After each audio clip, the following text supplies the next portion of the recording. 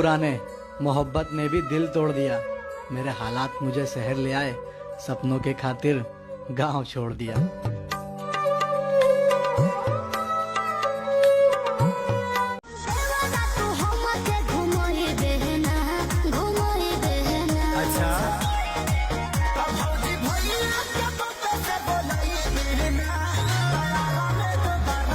जवन चाहता हमारा से जान, बियाह के बाद मिलेगा।